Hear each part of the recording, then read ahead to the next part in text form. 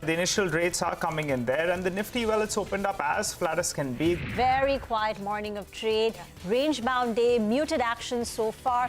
It's a very listless session for our markets. We're just up close to about 0.1%. The mid-cap index has seen a bit of a pickup. It's up close to about 0.5%. The Nifty Bank has gone ahead and hit a record high. It's largely been range-bound. Those jagged edges is what you can see through the day, but it's been in a very tight range between 18,400 and 18,650 or so. Welcome to CNBC-TV18. You're watching Markets Today, the show where we track about 6 hours of the day's trading action in 5 headlines. I'm Sonal Bhutra, and here are the headlines for the day. Stock market snap a 2-day losing streak led by bank stocks. Nifty Bank ends at a record closing high. Mid-caps outperform the blue chips. Bharat Forge's Baba Kalyani says railway modernization is happening at a rapid pace, adds that manufacturing in India will see a game-changing situation. The Defence Ministry takes a leaf out of the Railway Ministry's playbook on modernization. The US FDA places Sun Pharma's Halol unit under import alert, suggesting future shipments from the unit to USA may be denied entry. The stock slips on growing regulatory concerns. Eicher Motors looks to assemble and sell completely knocked down units of Royal Enfield bikes in Brazil, which it expects will become its largest market after India. The stock revs up. JSPL falls despite winning the bid for Monet Power. L&T Tech gains after JP Morgan maintains its underweight call on the stock. Dharmas Crop makes a stellar debut on the Lal Street. Here's the lineup of what we have in stock for you today. It's a packed show. In Market Opinion, we have Ramdev Agrawal of Motilal Oswal Financial Services. And in Big Corporate Voices, we have Baba Kalyani, Chairman and MD of Bharat Forge, talk about railway opportunities. But let's move on to the day's market action first up. The Lal Street is back in the green as market snapped its 2-day losing streak, aided by the financial stocks. Sensex rose by over 100 points. Nifty gained 50 points. Bank Nifty also posted record close by gaining almost 500 points. Nigel D'Souza is here with the market wrap. Nigel. Well, it was a good trading session, actually. All the frontline indices did pretty well. The Nifty, though, the sense you get is it's still in a bit of a consolidation phase till it takes out those lifetime highs. The Nifty Bank, that was the one that was firing away today, and it had a bit of a breakout day in terms of an up move. The broader markets, though, they performed, and that's something that makes portfolios feel rather good. In terms of the indices, well, you had the banking index that did well, but the PSU banking index, that was the one that got its mojo back, and that was flying away. Remember, that's the best performing index in 2022 so far. On the flip side, the Pharma and the Realty index, both of them were under some pressure. But if the banking names did well, then the top gainers on the Nifty will include the banking names. So you had Axis Bank and IndusInd Bank, both of them did fairly well, while Eicher Motors has been eyeing newer geographies, and that stock was up close to around 2%. On the Pharma index, though, you had a couple of losers, and Sun Pharma continues to face the regulatory issues. The Halol unit was in the dock yet again, so that stock was down close to around 3%. Giving it company on the downside was Divi's Laboratory, and Power Grid as well did see a bit of a cut in trade. The PSU banking names, though, that's the way to go. Bank of Baroda, PNB, as well as Canara Bank, all of them flying away in trade. On the losing edge, you had LTI, Mindtree, as well as India Bulls Housing Finance. Both of them were under some pressure. And it wasn't a good day for Pharma, so Lupin as well was under some pressure. To sum things up, the Nifty is finding support at around 18,500, although it needs to take out that 18,850 decisively to see a bit of a breakout towards that 19,000 odd mark. For the time being, retail will be happy because the breadth of the market has improved. Oh, yes, it has. It was a day in the green for Indian markets. Thank you, Nigel, for that. In fact, let's get you some expert opinion now. Ramdev Agrawal, Chairman and co-founder of Motilal Oswal Financial Services, spoke to us earlier today about the annual wealth creation study. This year, the study talks about classifying stocks into consistent and volatile categories. Listen into what he had to say. Everything is not cyclicals. So we said, let's look at the consistence. Okay. And we defined consistence. What is consistent? Like a predictable company, predictable and unpredictable company. So predictable is what the company, this is our definition. You can have your own definition. But predictable companies are companies whose earnings, because stocks are slaves of earnings power. So earnings are consistent in the sense that year after year, either it is same or little higher. Character of the company has to be consistent, and that gives predictability. And the moment the market is about jo dikta hai wo bikta hai. So, you know, as the predictability comes, the valuation of the company keeps rising. Okay. And that's why we are not able to explain very modest growth of 10-15% and a lot of this FMCG and all, but they're consistent. But their multiples are running into 75, 80, Because 85. they're predictable. Because they're predictable. And then then maybe market is predicting a lot longer than what should be done. I mean, what we are used to. Maybe in all the 70, 80 P multiple companies, market is saying, okay, last 25 years has been very good. The next 25 also looks to be as good. In fact, we'll get you some more opinion now. Mir Vora, Director and Chief Investment Officer at Max Life Insurance, is not too bullish on IT services and says that he's more focused on domestic sectors. Take a look. To that extent, I'm not that bullish on IT services. Maybe it'll go back to that original level of 10-12% growth. Definitely not the 15-25% growth that we saw in the last couple of years. On the other hand, you have the domestic economy coming out of a slowdown because of the COVID phase. We haven't used our bullets of fiscal, etc., and we have enough space in the domestic demand to sustain.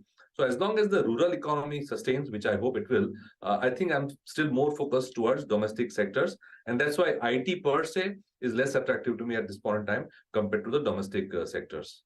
As far as passenger vehicles are concerned, I continue to be constructive. And even for commercial vehicles, because if we believe that the recovery is on its way, then definitely these segments will continue to do well. Let's move on to the second headline now. Baba Kalyani of Bharat Forge was also on the panel with industry leaders in the CI summit. He said railway modernization is happening at a rapid pace. He also added that manufacturing in India will see a game-changing situation if the Defence Ministry takes a leaf out of the Railway Ministry's playbook on modernization. The stock soared 4% in trade today. Listen in. There are pockets of opportunities where things are happening at a much faster pace. I'll give you the example of railways. The railways are undergoing some tremendous modernization. Just day before yesterday, a tender was out for 1,600 locomotives of 9,000 horsepower. Siemens was the lowest bidder, 20,000 crores. It is all supposed to be produced in India in an Indian plant. In one more week, there's a similar tender out for 9,000 horsepower locomotives, which is going to come out, and then 200 Vande Bharat trains, and then 100 high-speed trains. Now, this is the kind of initiative that Mr. Vaishnav has taken in his ministry to create industrialization of the railway manufacturing system, which was somehow embedded in the last century for many, many years. And overnight, this is going to get completely modernized. What took Europe and America 50 years to do, India will do in 10 years. This is going to create a huge manufacturing ecosystem, especially in the area of electrical equipment, because these are all electric. We have, as a policy, Indian Railways have moved from diesel to electric, as you know. The same thing is happening in defense. There is a whole slew of policy changes that have taken place in the last 3, 4, 5 years. If the Defense Ministry starts doing what the railways are doing in terms of creating this large industrialization capabilities, then I think India will have a game-changing situation in manufacturing for the domestic market also. At the same summit, Uday Kotak said Monetary Policy Committee could hike rates once again in February. He believes repo rate at 6.5% could be when RBI starts to pivot from monetary tightening. Listen in. There could be one more rate hike, and that may be the time for thinking about a pivot. But we got to watch very closely the data, and maybe around 6.5 as it looks today, subject to what happens to the world, subject to what happens to oil, subject to what happens to many, many other things. And based on that, I would say that at this stage, maybe 6.5 is where there could be a time to pivot. A growing economy needs to have a current account deficit. And we keep on having a current account deficit for a long period of time. But at some point of time, we must be Atmanirbhar. Even this year, we will be $120 billion negative current account deficit. Means our profit and loss account in foreign exchange is we're earning less than what we are spending. Therefore, we need to get Atmanirbhar on our current account. And second, I understand fiscal deficit consolidated has gone up worldwide thanks to COVID. And India is at consolidated, give or take, around 10% of GDP. We need to have a credible, consistent, resilient plan that we will get better on P&L account, even on fiscal deficit. Okay, that is the view coming in from Mr. Uday Kotak. And let's stay with the banking space now. PSU Banks, they soared in trade after that index rallied close to 4%. Bank of Baroda hit another life high, while Bank of Baroda was also one of the top gainer after Credit Suisse raised its target on all these names as well. So look at that, big gains in the PSU space. Nimesh Shah is here with the details. Nimesh? The big, buzzing sector is the PSU bank stocks, and it looks like the upgrades are pouring in for that particular sector. Last week there was Morgan Stanley who raised the PSU bank targets and estimates, and today we have Credit Suisse raising the target prices of many of the PSU bank stocks. In fact, they've gone ahead and upgraded Bank of India to overweight now from underweight, and they've raised the target price to 105 versus just 42 earlier. In fact, they have also raised the earnings estimate for Bank of India by 5 to 20%. In fact, Credit Suisse says that Bank of India has been seeing improvement in profitability with PPOP ROA up to 1.7%. In fact, the bank has also increased, NIMs have improved for Bank of India by 40 basis points in quarter on quarter, and that's likely to go up by another 50 basis points by FY24 versus FY22. So the NIMs are going to be quite strong. In fact, they're expecting ROA to improve to almost 10% in the next 1 year or so, and the valuations are still quite attractive at less than 0.7 times FY24 estimated price to book. So valuations are comfortable, and hence a big upgrade on Bank of India. In fact, they've also gone ahead and raised target price on SBI to 730 now, and Bank of Baroda to 220. If you look at the PSU Bank Index, that itself is up almost 71%. Y2D and all the PSU bank stocks, the likes of Canara Bank, Bob is up, in fact, up 122%. Canara Bank is up almost 100%. Union Bank is up almost more than 100%. So the entire basket has rallied pretty hard, but it looks like there is further upgrades coming in, and that's the reason why the entire sector is buzzing today. All right, Nimesh, thank you so much for bringing us all those details. To the third headline today, bitter pill for Sun Pharma after it fell close to 4% after the company faced regulatory headwinds. The US drug regulator listed the company's Halol facility under an import alert. Ekta Batra is standing by with all those details. Ekta? Thanks for that. Well, yes, definitely disappointing news which has come in for Sun Pharma, because they have been issued an import alert at their Halol facility, which is based in Gujarat, implying that all future product shipments from this particular facility are subject to refusal of admission to the US market until these regulatory issues are basically resolved. Now, remember that this particular plant has already had a bit of a patchy history. This regulatory action comes after an inspection which had taken place earlier this year, where they were issued 10 observations, after which in August of 2022 they were issued an official action indicated status for this particular facility, which was basically a continuation of an OAI for this plant which was received by them in 2020. So the problems have been continuing, in terms of inspections as well as observations since pre-COVID levels around 2019. And remember that this particular plant at one point in time in around 2015 also had a warning letter. So there have been, it has had a patchy history when it comes to the US FDA. Now, in terms of this particular incident, there are 14 products which have been excluded from this particular import alert. The company has said that this particular plant is around 3% of their total US sales, including the 14 products. And if you exclude it, it would probably be lower according to analysts. And hence, maybe the impact financially wouldn't be less, but the larger impact is, yes, they do have a long road ahead when it comes to remediation. And also one of their other facilities, which is the Mohali plant, was also issued an OAI, official action indicated status, some time ago. Ekta, thank you so much for joining us with all those details. It's time for a break now, but stay tuned. We'll be back on the other side with more headlines.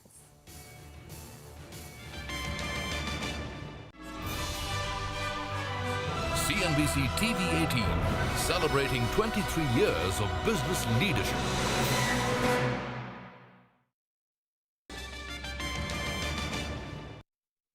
Welcome back. You're still tuned into Markets Today on CNBC-TV18. Let's talk about the rest of the headlines that we are tracking for you. The fourth headline now. Eicher Motor traded 2% in the green. The company, which recently commenced operations at its new facility in Brazil, has been a very strong market for Royal Enfield. Sonia Shnoy is here with all those details. Sonia. So Eicher Motors has been in focus after Royal Enfield announced that they are commencing operations at their new Brazil facility, and they are very optimistic on the Brazil market. They believe that Brazil will soon become the single largest market for Royal Enfield outside of India, and Royal Enfield has seen a growth of more than 100% since 2019 in the Brazil market. Let's not forget that Royal Enfield had a very strong run in the month of November as well. The sales went up 37% on a year-on-year basis, coming in at 70,766 units. This is purely because of the sale of their new product, the Hunter 350cc, which has done very well. But Kotak is a bit skeptical. They have put out a note where they have a sell with a target price of 2,800, saying that the core portfolio without the Hunter 350 is actually not doing that well and remains below the FY18 levels. The portfolio is below FY18 levels because of affordability issues in the two-wheeler sector and cannibalization from the new product, which is the Hunter 350. Nevertheless, the stock was doing well on the back of news flow that they've commenced operations at their Brazil facility. Sonia, thank you so much for joining us with all those details. To the fifth headline now, JSPL fell 0.25% after the company won Monnet Power bid. Now, JSPL can acquire Monnet Power through IBC route for 410 crore rupees. Vivek is here with more details on the same and what it means for the company as well. Vivek? JSPL, a very interesting acquisition done by them. So what we understand and what we are reporting is that, JSPL has won the bid to acquire Monnet Power's power plant, and this is via the IBC route at NCLT, and this particular acquisition has been done at rupees 410 crore by the company. So now, just to understand, what exactly is the asset of Monnet Power. Monnet Power unit, actually power unit, is under construction, under liquidation also, and this is near the Angul steel plant of JSPL.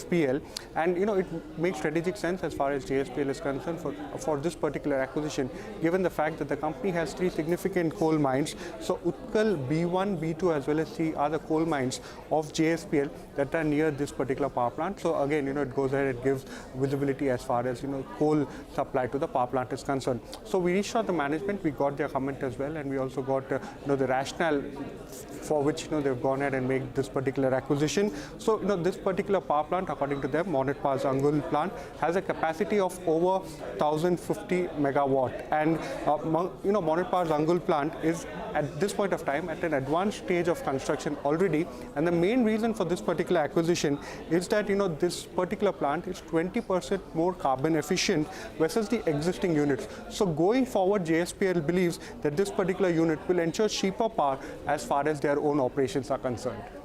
Vivek, thank you so much for joining us and explaining to us what it really means for the company as well. Let's talk about the new kid on the block. Dharmas Crop made a stellar debut on the bourses today. It listed at a 12% premium over the issue price as well. And it is what was expected. That is because of the strong subscription that this IPO saw as well. Now, in terms of valuations at this price, the stock trades at around 32 times FY22 EPS. And if we compare it with the peers as well, the likes of Rallis, you have something like an India Pesticides, Hiranba, Bharat Rasayan, it is slightly on the higher side, 32 times versus 10 to 18 times which the other stocks are trading at. About the company, it's an agrochemical company and is actually involved in the marketing, production, distribution of agrochemicals such as insecticides, you have herbicides, fertilizers, antibiotics as well, and has a strong export revenue as well. So it exports to around 25 countries, including East Africa, West Asia, East Asia, Latin America as well. The company's financials have been very strong. So if we look at the revenues, around 200 crore rupees is what they did in FY20. And from those levels, now they did in 3 months of FY23, 200 crore rupees. Margins from levels of 9%, they are at 12.2% right now. And profits also for the company have been increasing. One of the reasons why the company or the IPO saw strong subscription as well. Fundamentals are strong, but right now it is on the higher side as far as valuations are concerned. But yes, good listing today. The stock ended higher by 12.5%. That is about the new listing today. But moving on, India's cotton yarn producers are not happy. Cotton prices, which had hit an 11-year high in May this year, have cooled down. But the pickup in domestic demand for cotton yarn has been sluggish, while weak global demand is keeping the export option out of reach. CNBC-TV18, Jasilia K and Shilpa Rani Peta report. For cotton yarn spinning and ginning mills, 2022 has not been a comfortable one. Cotton prices in India shot up to an 11-year high of 1.1 lakh rupees per candy in May this year, and that meant a sharp rise in input costs for these mills. Even passing on some of this higher cost to their customers offered limited relief. Now, prices have cooled down considerably to around 65,000 to 69,000 rupees per candy. These lower prices have sparked some revival in domestic demand. Industry body Cotton Association of India says spinning mills, which were working at 40 to 50% capacity when prices were higher, have hiked production to 60 to 70% of capacity. But mills say this pickup in demand is not enough to make a material difference. To make things tougher, global shocks have dampened the export market. Prices have corrected now to a significant extent. And now the difference between Indian cotton and international cotton is around 5 to 6%. However, now the impact, what we are seeing is on account of slowing global demand for textile due to recessionary trends that we are seeing across various geographies. CareEdge says cotton yarn export volumes have fallen 59% in just the first half of this year and are expected to fall by another 28 to 30% in the second half of FY23. The higher input costs, weak demand and lower capacity utilization put pressure on margins and even forced a few mills to down shutters. Players say passing on the higher costs has offered limited relief, and a report by CRISIL says margins for cotton spinning mills could be squeezed by a further 5 to 7% before this financial year ends. Cost of the raw material was increasing. Obviously, you had to increase the pricing of your product. So that happened. So I would say, yes, we did shrink our margins, but I wouldn't say for a longer duration because eventually you have to increase your price. My overall turnover has definitely been impacted. India's cotton production is estimated at around 344 lakh bales this year. That's 10% higher than last year. Experts say this should prompt a further drop in cotton prices. But they warn that even that won't bring back prices to pre-COVID levels, meaning cotton mills will have to continue to deal with higher input costs, slugging domestic demand and a weak export market for a while longer. In Mumbai with Jasilia K, Shilpa Rani Peta. Okay, meanwhile, the industry body Cotton Association of India has requested the withdrawal of 11% of import duty on cotton.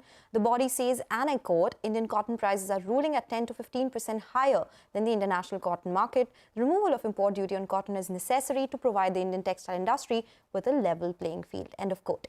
The body feels that this will allow mills to compete internationally and run at full capacity as well. So those are the updates from the textile industry, specifically in the spinning segment. But with that, it's a wrap on this edition of Markets Today. Thank you for watching.